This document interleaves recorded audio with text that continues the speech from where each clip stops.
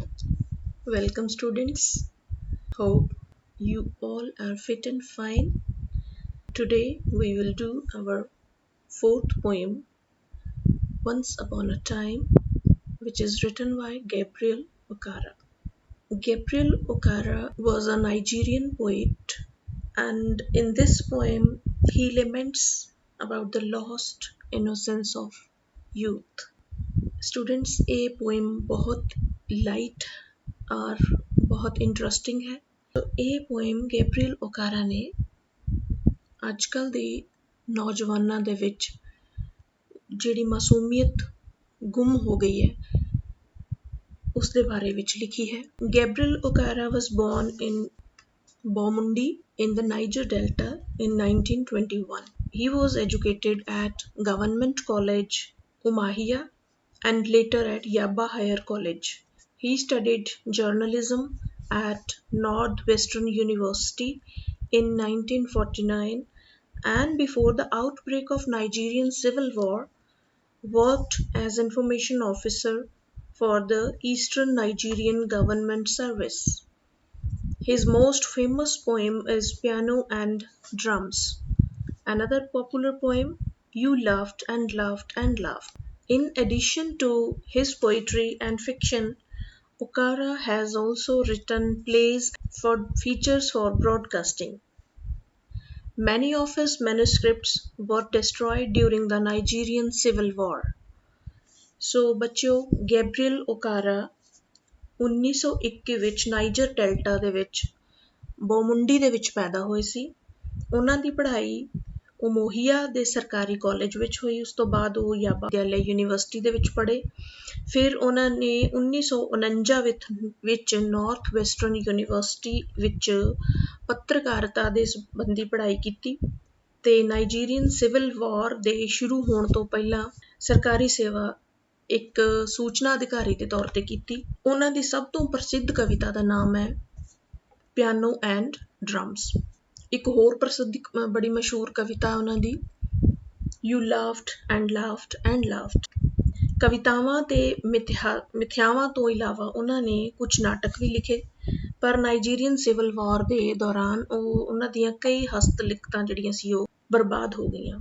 ਇਸ ਪੋਇਮ ਦੇ ਵਿੱਚ ਗੈਬਰੀਅਲ ਓਕਾਰਾ ਅੱਜਕੱਲ ਦੇ ਨੌਜਵਾਨਾਂ ਦੇ ਵਿੱਚ ਜਿਹੜੀ ਮਾਸੂਮੀਅਤ ਹੈ ਉਸਦੀ ਘਾਟ ਦੇ ਬਾਰੇ ਵਿੱਚ ਜ਼ਿਕਰ ਕਰਦੇ ਹਨ ਤੇ ਨੌਜਵਾਨਾਂ ਦੇ ਵਿੱਚ ਜੋ ਤਬਦੀਲੀਆਂ ਜੋ ਬਨਾਵਟੀਪਨ ਆ ਗਏ ਹੈ ਉਹਦੇ ਬਾਰੇ ਜ਼ਿਕਰ ਕਰਦੇ ਹਨ। ਸੋ ਇਹ ਬਹੁਤ ਰੀਅਲਿਸਟਿਕ ਪੋਇਮ ਹੈ, ਬਹੁਤ ਅਸਲੀਅਤ ਦੇ ਬਹੁਤ ਨੇੜੇ ਹੈ। So it's very interesting. ਤੁਸੀਂ ਸਾਰਿਆਂ ਨੇ ਇਸਨੂੰ ਬਹੁਤ ਧਿਆਨ ਦੇ ਨਾਲ ਸੁਣਨਾ ਹੈ, ਸਮਝਣਾ ਹੈ। Now let's start the poem. First stanza of the poem is Once upon a time, son, ਇੱਕ ਪਿਤਾ ਆਪਣੇ ਪੁੱਤਰ ਨੂੰ ਸੰਬੋਧਨ ਕਰਕੇ ਲਿਖ ਰਿਹਾ ਹੈ। Once upon a time ਕਹਿੰਦੇ ਪੁੱਤਰ ਇੱਕ ਵਾਰ ਦੀ ਗੱਲ ਹੈ, they used to laugh with their hearts, ਕਿ ਉਹ ਲੋਕ ਆਪਣੇ ਦਿਲ ਤੋਂ ਹੱਸਿਆ ਕਰਦੇ ਸੀ, ਦਿਲੋਂ ਹੱਸਿਆ ਕਰਦੇ ਸੀ।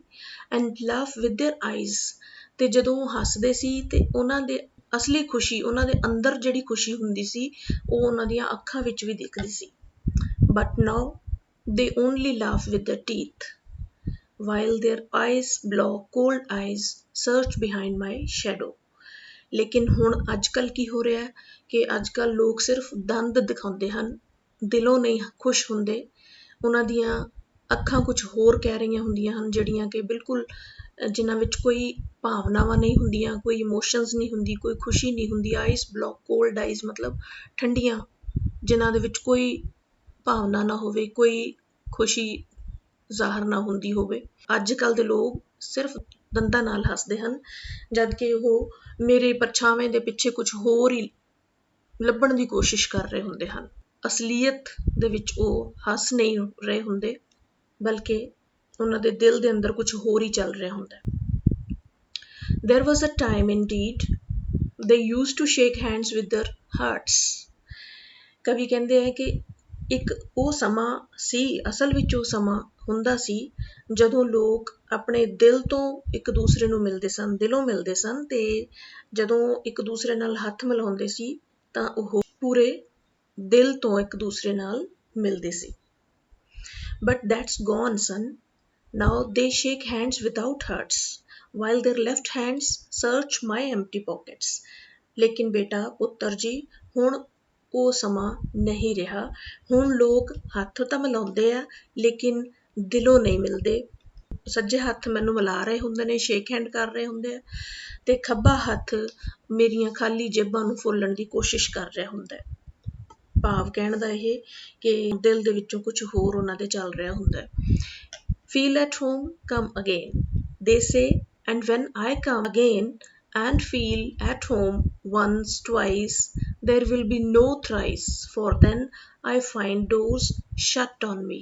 ਉਹ ਆਪਣੇ ਆਪ ਦਾ ਜ਼ਿਕਰ ਕਰਦੇ ਹੋਏ ਸਾਰੇ ਵਿਅਕਤੀਆਂ ਦੀ ਹੀ ਉਹ ਗੱਲ ਦਰਸਾਉਣਾ ਚਾਹ ਰਹੇ ਹਨ ਕਿ ਕੋਈ ਵਿਅਕਤੀ ਜਦੋਂ ਕਿਸੇ ਦੇ ਘਰ ਜਾਂਦਾ ਪਹਿਲੀ ਵਾਰੀ ਤਾਂ ਉਸਨੂੰ ਇਹ ਕਿਹਾ ਜਾਂਦਾ ਹੈ ਕਿ ਆਪਣਾ ਹੀ ਘਰ ਸਮਝੋ, ਫੀਲ ਐਟ ਹੋਮ, ਆਪਣਾ ਹੀ ਘਰ ਸਮਝੋ, ਕਮ ਅਗੇਨ। ਤੇ ਫਿਰ ਉਹ ਜਦੋਂ ਜਾਣ ਲੱਗਦਾ ਤਾਂ ਉਸਨੂੰ ਕਹਿੰਦੇ ਨੇ ਦੁਬਾਰਾ ਆਇਓ, ਦੇਸੇ। ਤੇ ਫਿਰ ਕਹਿੰਦੇ ਜਦੋਂ ਮੈਂ ਆਪਣੇ ਘਰ ਵਾਂਗ ਮਹਿਸੂਸ ਕਰਨ ਲੱਗ ਜਾਂਦਾ ਉੱਥੇ ਉਹਨਾਂ ਦੇ ਘਰੇ, ਜਿਵੇਂ ਉਹਨਾਂ ਨੇ ਕਿਹਾ ਕਿ ਆਪਣਾ ਘਰ ਹੀ ਸਮਝੋ, ਤੇ ਮੈਂ ਆਪਣਾ ਘਰ ਸਮਝ ਕੇ ਉੱਥੇ ਰਹਿੰਦਾ ਵਾਂ, ਤਾਂ ਦੂਸਰੀ ਵਾਰੀ ਜਾਂਦਾ, ਤੀਸਰੀ ਵਾਰੀ ਜਾਂਦਾ, ਤਾਂ ਫਿਰ ਮੈਂ ਦੇਖਦਾ ਕਿ ਉਹਨਾਂ ਦੇ ਘਰਾਂ ਦੇ ਦਰਵਾਜ਼ੇ ਮੇਰੇ ਵਾਸਤੇ ਬੰਦ ਹੋ ਜਾਂਦੇ ਹਨ।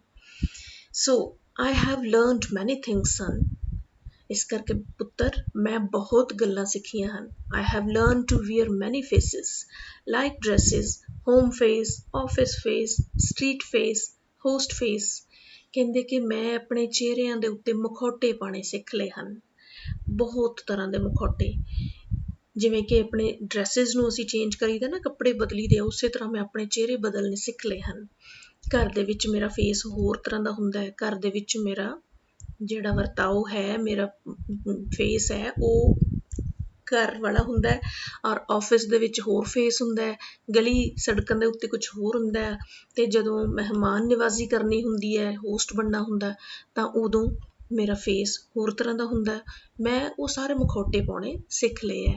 ਫਿਰ ਕੋਕਟੇਲ ਫੇਸ ਪਾਰਟੀਜ਼ ਵਗੈਰਾ ਦੇ ਵਿੱਚ ਮੇਰਾ ਫੇਸ ਹੋਰ ਤਰ੍ਹਾਂ ਦਾ ਹੁੰਦਾ ਹੈ, with all their conforming smiles like fixed portrait smile. ਅਤੇ ਫਿਰ ਉਹਨਾਂ ਸਮਿਆਂ ਦੇ ਵਿੱਚ ਫਿਰ ਮੇਰੇ ਚਿਹਰੇ ਦੇ ਉੱਤੇ ਲਗਾਤਾਰ ਇੱਕ ਸਮਾਈਲ ਬਣੀ ਰਹਿੰਦੀ ਹੈ, ਜਿਵੇਂ ਕਿ ਇੱਕ ਕਿਸੇ ਦੀ ਫੋਟੋ ਦੇ ਵਿੱਚ ਕੋਈ ਮੁਸਕਰਾ ਰਿਹਾ ਹੁੰਦਾ ਹੈ। ਪੱਕੀ ਇੱਕ ਮੁਸਕਰਾਹਟ ਚਿਹਰੇ ਦੇ ਉੱਤੇ ਫੈਲਾ ਕੇ ਮੈਨੂੰ ਰੱਖਣੀ ਪੈਂਦੀ ਹੈ। And I have learned to laugh with only my teeth. ਮੈਂ ਹੋਰ ਵੀ ਬਹੁਤ ਕੁਝ ਸਿੱਖਿਆ ਬੇਟਾ। ਮੈਂ ਆਪਣੇ ਦੰਦਾਂ ਨਾਲ ਹੱਸਣਾ ਸਿੱਖ ਲਿਆ ਹੈ। And shake hands without my heart. ਅਤੇ ਬਿਨਾਂ ਦਿਲੋਂ ਖੁਸ਼ ਹੋਏ ਲੋਕਾਂ ਨਾਲ ਹੱਥ ਮਿਲਾਉਣੇ ਵੀ ਸਿੱਖ ਲਏ ਹਨ। I also have learn to say goodbye when I mean good riddance. ਮੈਂ ਕਿਸੇ ਦੇ ਘਰ ਆਏ ਅਤੇ ਉਸਨੂੰ ਵਿਦਾ ਕਰਨ ਲੱਗਿਆਂ ਗੁੱਡ ਬਾਏ ਕਹਿਣਾ ਸਿੱਖ ਲਿਆ, ਜਦ ਕਿ ਮੈਨੂੰ ਉਸਦਾ ਆਉਣਾ ਭਾਵੇਂ ਚੰਗਾ ਲੱਗਦਾ ਹੋਵੇ ਨਾ ਲੱਗਦਾ ਹੋਵੇ, ਪਰ ਮੈਂ ਉਸਨੂੰ ਗੁੱਡ ਬਾਏ ਕਹਿਣਾ ਸਿੱਖ ਲਿਆ। To say glad to meet you without being glad. ਭਾਵੇਂ ਮੈਂ ਉਹਨਾਂ ਦੇ ਨਾਲ ਮਿਲ ਕੇ ਮੈਨੂੰ ਖੁਸ਼ੀ ਨਹੀਂ ਵੀ ਹੋਈ ਹੁੰਦੀ, ਫਿਰ ਵੀ ਮੈਂ ਉਹਨਾਂ ਨੂੰ ਇਹ ਕਹਿਣਾ ਸਿੱਖ ਲਿਆ ਕਿ ਤੁਹਾਨੂੰ ਮਿਲ ਕੇ ਬਹੁਤ ਖੁਸ਼ੀ ਹੋਈ। And to say it has been nice talking to you after being bored. ਔਰ ਭਾਵੇਂ ਉਹਨਾਂ ਦੀਆਂ ਗੱਲਾਂ ਨੇ ਮੈਨੂੰ ਬਹੁਤ ਬੋਰ ਕੀਤਾ ਹੋਵੇ, ਬਹੁਤ ਥਕਾ ਦਿੱਤਾ ਹੋਵੇ, ਮੈਂ ਸਿੱਖ ਲਿਆ ਉਹਨਾਂ ਨੂੰ ਕਹਿਣਾ ਕਿ ਤੁਹਾਨੂੰ ਮਿਲ ਕੇ, ਤੁਹਾਡੇ ਨਾਲ ਗੱਲਾਂ ਕਰਕੇ ਬਹੁਤ ਚੰਗਾ ਲੱਗਿਆ। Next stanza, but believe me son, I want to be what I used to be. ਪਰ ਬੇਟਾ ਮੇਰਾ ਵਿਸ਼ਵਾਸ ਕਰਿਓ, ਮੈਂ ਜਿਸ ਤਰ੍ਹਾਂ ਦਾ ਪਹਿਲਾਂ ਹੁੰਦਾ ਸੀ ਮੈਂ ਉਸੇ ਤਰ੍ਹਾਂ ਦਾ ਹੀ ਬਣਨਾ ਚਾਹੁੰਦਾ ਵਾਂ। When I was like you, I want to unlearn all these muting things. ਕਹਿੰਦੇ ਕਿ ਮੈਂ ਜਦੋਂ ਮੈਂ ਤੇਰੇ ਜਿੰਨਾ ਸੀ ਨਾ, ਉਦੋਂ ਮੇਰੇ ਵਿੱਚ ਇਹ ਬਨੌਟੀਪਨ ਨਹੀਂ ਸੀਗਾ, ਅਤੇ ਮੈਂ ਉਸੇ ਤਰ੍ਹਾਂ ਦਾ ਹੀ ਹੁਣ ਬਣਨਾ ਚਾਹੁੰਦਾ। ਮੈਂ ਇਹ ਸਾਰੀਆਂ ਜਿਹੜੀਆਂ ਹੁਣ ਨਵੀਆਂ ਗੱਲਾਂ ਸਿੱਖੀਆਂ ਨੇ ਨਾ, ਮਿਊਟਿੰਗ ਥਿੰਗਸ, ਮੈਂ ਇਹਨਾਂ ਸਾਰਿਆਂ ਨੂੰ ਭੁੱਲਣਾ ਚਾਹੁੰਦਾ ਵਾਂ, ਅਨਲਰਨ ਕਰਨਾ ਚਾਹੁੰਦਾ। ਅਨਲਰਨ ਮਤਲਬ ਭੁੱਲਣਾ ਚਾਹੁੰਦਾ, ਸਿੱਖੀ ਹੋਈ ਚੀਜ਼ ਨੂੰ ਭੁੱਲਣਾ ਚਾਹੁੰਦਾ। Most of all I want to relearn. ਅਤੇ ਸਭ ਤੋਂ ਵੱਡੀ ਗੱਲ ਕਿ ਮੈਂ ਸਾਰਾ ਕੁਛ ਦੁਬਾਰਾ ਸਿੱਖਣਾ ਚਾਹੁੰਦਾ ਵਾਂ। How to laugh my laugh in the mirror, ਕਿ ਕਿਵੇਂ ਮੈਂ ਹੱਸਾਂ, ਦਿਲੋਂ ਹੱਸਾਂ ਸ਼ੀਸ਼ੇ ਦੇ ਸਾਹਮਣੇ। ਇਸ ਤਰ੍ਹਾਂ ਨਾ ਹੋਵੇ ਕਿ shows only my teeth like snakes bear ਫੈਂਗਸ। ਮੇਰੇ ਦੰਦ ਜਿਹੜੇ ਮੈਨੂੰ ਇਸ ਤਰ੍ਹਾਂ ਦੇ ਨਾ ਲੱਗਣ ਕਿ ਜਿਵੇਂ ਸੱਪ ਕਿਸੇ ਨੂੰ ਡੰਗ ਦਿਖਾ ਰਿਹਾ ਹੋਵੇ, ਰਾਈਟ। ਕਿ ਦੰਦ ਮੇਰੇ ਹੱਸਣ ਲੇਕਿਨ ਮੇਰਾ ਦਿਲ ਵੀ ਖੁਸ਼ ਹੋਵੇ। ਇਸ ਤਰ੍ਹਾਂ ਨਾ ਹੋਵੇ ਕਿ ਮੇਰੇ ਦੰਦ ਅਗਲੇ ਨੂੰ ਜ਼ਹਿਰੀਲੇ ਲੱਗਣ, ਸੱਪ ਵਰਗੇ ਲੱਗਣ। ਕਿਉਂਕਿ ਦਿਲ ਦੇ ਵਿੱਚ ਕੜੱਤਣ ਹੈ, ਮੂੰਹ ਤੋਂ ਹੱਸ ਰਿਹਾ ਤਾਂ ਉਹ ਮੇਰੇ ਦੰਦ ਜਿਹੜੇ ਆ ਉਹ ਇਸੇ ਤਰ੍ਹਾਂ ਦੇ ਲੱਗਣਗੇ ਜਿਵੇਂ ਕਿਸੇ ਸੱਪ ਨੇ ਡੰਗ ਮਾਰਨਾ ਹੋਵੇ। Show me son how to laugh, show me how I used to laugh and smile once upon a time when I was like you। ਸੋ ਮੇਰੇ ਬੇਟੇ ਮੈਨੂੰ ਇਹ ਸਿਖਾ ਕਿ ਕਿਵੇਂ ਹੱਸੀਦਾ ਹੈ, ਕਿਵੇਂ ਮੈਂ ਪਹਿਲਾਂ ਹੱਸਦਾ ਹੁੰਦਾ ਸੀ, ਸਮਾਈਲ ਕਰਦਾ ਸੀ ਜਦੋਂ ਮੈਂ ਤੇਰੇ ਜਿੱਡਾ ਹੁੰਦਾ ਸੀ। So this is very nice point, students, and very easy to understand also. Students, some difficult words: ice block, cold eyes, look showing no emotions, कोई ਇਸ ਤਰ੍ਹਾਂ ਦਾ ਚਿਹਰਾ ਬਣਾਉਣਾ ਜਿਹਦੇ ਤੇ ਕੋਈ ਇਮੋਸ਼ਨਸ ਨਾ ਹੋਣ। ਕਨਫਰਮਿੰਗ, ਬਿਹੇਵਿੰਗ ਔਰ thinking in the same way as most of other people in the group ਔਰ ਸੋਸਾਇਟੀ। ਕਨਫਰਮਿੰਗ ਦਾ ਮਤਲਬ ਐਵੇਂ ਦੂਸਰਿਆਂ ਵੱਲ ਦੇਖ ਦੇਖ ਕੇ ਹੱਸੀ ਜਾਣਾ, ਮੁਸਕਰਾਹਟ ਜੀ ਬਣਾ ਕੇ ਰੱਖਣੀ ਕਿ ਲੋਕਾਂ ਨੂੰ ਖੁਸ਼ ਕਰਨ ਵਾਸਤੇ, ਜਿਵੇਂ ਲੋਕ ਸੋਚਦੇ ਉਸੇ ਤਰ੍ਹਾਂ ਦਾ ਹੀ ਆਪਣੇ ਆਪ ਨੂੰ ਬਣਾ ਕੇ ਪੇਸ਼ ਕਰਨਾ। Portrait, painting, drawing or photograph of a person, especially of the head and shoulder। Riddance, ਖਹਿੜਾ ਛੁੱਟਣਾ। Riddance ਦਾ ਮਤਲਬ ਹੁੰਦਾ ਪੰਜਾਬੀ ਚ ਖਹਿੜਾ ਛੁੱਟਣਾ। An unkind way of saying that you are pleased that somebody has gone, ਕਿ ਕੋਈ ਕਿਸੇ ਦੇ ਚਲੇ ਜਾਣ ਨਾਲ ਜਿਵੇਂ ਅਸੀਂ ਸ਼ੁਕਰ ਕਰਦੇ ਹਾਂ ਕਿ ਉਹ ਗਿਆ, ਸੋ ਉਸਨੂੰ riddance ਬੋਲਦੇ ਆ। Fangs, long sharp teeth at the front of snake's mouth। ਸੱਪ ਦੇ ਮੂੰਹ ਦੇ ਅੱਗੇ ਜਿਹੜੇ ਲੰਬੇ ਸ਼ਾਰਪ ਟੀਥ ਲੱਗੇ ਹੁੰਦੇ ਆ। Central idea of the poem, so that is given on the top of the poem. Let's have a look on this central idea. This is a poem by Nigerian poet Gabriel Okara in which he laments the lost innocence of youth। ਇਹ poem, ਇਹ ਕਵਿਤਾ Nigerian poet Gabriel ਓਕਾਰਾ ਵੱਲੋਂ ਲਿਖੀ ਗਈ ਹੈ ਤੇ ਇਸ ਦੇ ਵਿੱਚ ਉਹ ਨੌਜਵਾਨਾਂ ਦੇ ਵਿੱਚ ਮਾਸੂਮੀਅਤ ਦੇ ਖਤਮ ਹੋ ਜਾਣ ਦਾ ਪਛਤਾਵਾ ਕਰਦਾ ਹੈ। In it he condemns the hypocrisy of adults। ਤਾਂ ਇਸ ਕਵਿਤਾ ਦੇ ਵਿੱਚ ਉਹ ਨੌਜਵਾਨਾਂ ਦੇ ਦੁਆਰਾ ਜਿਹੜਾ ਬਨਾਉਟੀਪਨ ਅਪਣਾਇਆ ਗਿਆ ਹੈ ਉਸ ਦਾ ਖੰਡਨ ਕਰਦੇ ਹਨ। ਕੰਡੈਮ ਕਰਨਾ, ਖੰਡਨ ਕਰਨਾ। Hemmed in and constrained by rules and conventions, ਜੇ ਉਹ ਜਿਹੜੇ ਮੁਖੌਟੇ ਉਹ ਨਿਯਮਾਂ ਦੇ ਕਰਕੇ ਜਾਂ ਰੀਤੀ ਰਿਵਾਜਾਂ ਕਰਕੇ ਚਿਹਰਿਆਂ ਤੇ ਪਾਉਂਦੇ ਹਨ, ਉਸ ਚੀਜ਼ ਦਾ ਉਹ ਕਵੀ ਖੰਡਨ ਕਰਦਾ ਹੈ। Adopting masks for different occasions, ਵੱਖਰੇ ਵੱਖਰੇ ਮੌਕਿਆਂ ਤੇ ਵੱਖਰੇ ਮੁਖੌਟੇ ਪਹਿਨਣੇ। For lying, ਝੂਠ ਬੋਲਣ ਵਾਸਤੇ। Cheating, ਧੋਖਾ ਦੇਣ ਵਾਸਤੇ। Betraying, ਧੋਖਾ ਦੇਣ ਵਾਸਤੇ ਉਹ ਮੁਖੌਟੇ ਪਹਿਨਦੇ ਆ।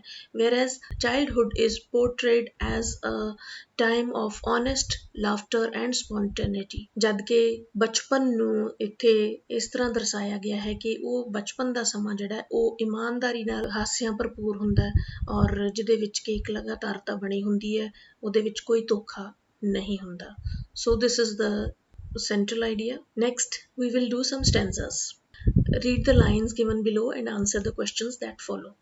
I have learned too to laugh with only my teeth and shake hands without my heart. I have also learned to say goodbye when I mean good riddance, to say glad to meet you without being glad, and to say it has been nice talking to you after being bored। ਸੋ ਇਸ ਸਟੈਂਸਾ ਦੇ ਵਿੱਚ ਇਸਨੂੰ ਪੜ੍ਹ ਕੇ ਅਸੀਂ ਸਮਝਿਆ ਇਸਦਾ ਅਰਥ ਕੀ ਹੈ। Now we have to answer these questions. Who is the speaker in the poem? Now students, ਬੱਚੇ ਜ਼ਿਆਦਾ ਕਰਕੇ ਇਸ ਕੁਐਸਚਨ ਦਾ ਆਨਸਰ ਦੇਣ ਲੱਗਿਆ ਗਲਤੀ ਕਰਦੇ ਨੇ, ਬਹੁਤ ਵੱਡੀ ਗਲਤੀ ਕਰਦੇ ਨੇ, ਸੋ ਬਹੁਤ ਧਿਆਨ ਦੇ ਨਾਲ ਸੁਣਨਾ। ਇੱਥੇ ਸਪੀਕਰ ਪੁੱਛਿਆ ਗਿਆ ਕਿ ਪੋਇਮ ਦੇ ਵਿੱਚ, ਕਵਿਤਾ ਦੇ ਵਿੱਚ ਸਪੀਕਰ ਕੌਣ ਹੈ। There is a difference between speaker and the author and the poet. The speaker in the poem is a father। ਕੁਝ ਬੱਚੇ ਇਸ ਤਰ੍ਹਾਂ ਲਿਖਣਗੇ ਇਸ ਦਾ ਆਨਸਰ ਜਿਹੜਾ ਕਿ ਗਲਤ ਹੋਏਗਾ, ਪੋਇਟ ਦਾ ਨਾਮ ਲਿਖ ਦੇਣਗੇ ਗੈਬਰੀਅਲ ਓਕਾਰਾ, ਉਹ ਗਲਤ ਹੋ ਜਾਏਗਾ ਬੱਚਿਓ। ਸਪੀਕਰ ਜਿਹੜਾ ਹੈ ਉਹ ਇਸ ਪੋਇਮ ਦੇ ਵਿੱਚ ਕੌਣ, ਕਿਹਦੇ ਮੂੰਹ ਦੇ ਵਿੱਚੋਂ ਇਹ ਗੱਲਾਂ ਕਢਵਾਈਆਂ ਗਈਆਂ, that is a father। ਜਦੋਂ ਤੁਹਾਨੂੰ ਪੁੱਛਿਆ ਜਾਵੇ ਕਿ write the name of the poet ਜਾਂ who is the poet of this poem, then you will write down Gabriel Okara is the poet of the poem। What has the poet learned to do with his feelings? The poet has learned to hide his feelings by wearing many types of masks। What is the meaning of laughing with only my teeth? ਇਸ line ਦਾ ਕੀ ਮਤਲਬ ਨਿਕਲਦਾ laughing with only my teeth? So the meaning of the laughing with only my teeth is that the poet says that he had learned to make poses and to pretend as of being happy while not being happy actually। What kind of life is the poet living? The poet is living an artificial life, right? Next stanza is, but believe me, son, I want to be what I used to be when I was like you. I want to unlearn all these muting things. Most of all, I want to relearn how to use laugh, for my laugh in the mirror shows only my teeth like the snake's bare fangs. So questions are, whom is the poet talking to? Whom ਦਾ मतलब किस दे नाल, कवि किस दे नाल गल्लां कर रहा है? The poet is talking to his son. What are the things that poet wants to unlearn? ਕਿਹੜੀਆਂ-ਕਿਹੜੀਆਂ ਗੱਲਾਂ poet ਭੁੱਲਣਾ ਚਾਹੁੰਦਾ ਹੈ ਜਿਹੜੀਆਂ ਕਿ ਉਸਨੇ ਸਿੱਖੀਆਂ ਹੋਈਆਂ ਹਨ? The poet wants to unlearn all the muting things like to wear different masks on different occasions and only to laugh with teeth. What does the poet compare his own laugh to? ਆਪਣੇ ਹਾਸੇ ਨੂੰ ਕਵੀ ਕਿਸ ਚੀਜ਼ ਦੇ ਨਾਲ ਤੁਲਨਾ ਕਰ ਰਿਹਾ ਹੈ? The poet compares his own laugh to snake's bare fangs. Write the significance of the title Once Upon a Time. So that's all for now. Students, now you do all this exercise on your notebooks and learn the question answers as well as central idea of the poem. So take care. Thank you.